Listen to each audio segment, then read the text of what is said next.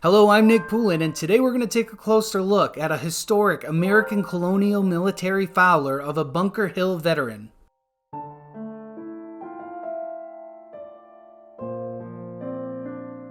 Reviewing an identified early colonial arm is a rare opportunity, especially one with a strong historical significance as this Fowler that belonged to a veteran of 5 campaigns in the French and Indian as well as Revolutionary Wars. The original owner, Mr. Marvin Beckwith from Southing, Connecticut, first saw service in the French and Indian Wars from 1756 through 58.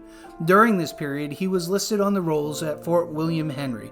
Later, he also served at Fort Ticonderoga as well as Crown Point. Through extensive research, it was discovered that Marvin's unit built Fort William Henry in 1756, although he was not present during the infamous massacre. He responded along with his militia company to the fort's alarm, however they arrived too late to assist his fellow soldiers. The following year, he returned to Fort William Henry, and it was utilized as a base camp for Abercrombie's 1758 attack on Ticonderoga, the bloodiest battle in the history of the continent until Antietam in 1862. Marvin's final campaign during the French and Indian War occupied the dreaded Crown Point. Crown Point was the former forward French base for New England raids. After its capture, Crown Point was utilized as a forward base for the capture of New France. With the alarm of Lexington and Concord on April 19th of 1775, he took down his ancestral Fowler that had been updated with a bayonet to keep the British on their own terms, and on May 16th he marched to Boston to fulfill his patriotic duty.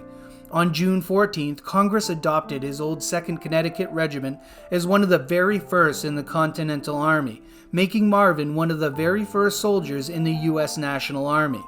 He valiantly served at the Battle of Bunker Hill, and he was there when George Washington took command of the new National Army on July 3rd of 1775. When the enlistments of the army that surrounded Boston expired in 1775, Washington commanded that no serviceable arm would leave his army with the departing soldiers. Marvin's, along with the other Connecticut troops' arms, were confiscated on December 9th of 1775 and marked for identification, thus making this rifle one of the first of the Continental firearms and thus one of the very first national arms of the U.S. Some interesting questions could be posed about this arm. Who was the soldier that received Marvin's arm after its confiscation? How much longer did Beckwith's gun serve? Did it serve the duration with Washington's army at Brandywine, Valley Forge, Monmouth, or Yorktown? After Marvin's surrender of the Fowler, the history of this arm is unknown, until it resurfaced in the collection of pioneer collector Jim Dressler.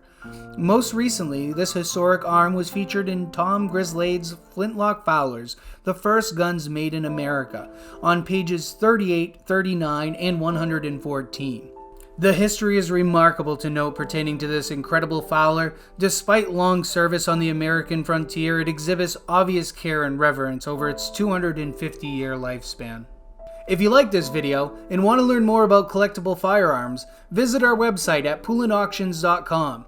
And as always, don't forget to like and subscribe, stay safe, and send it downrange.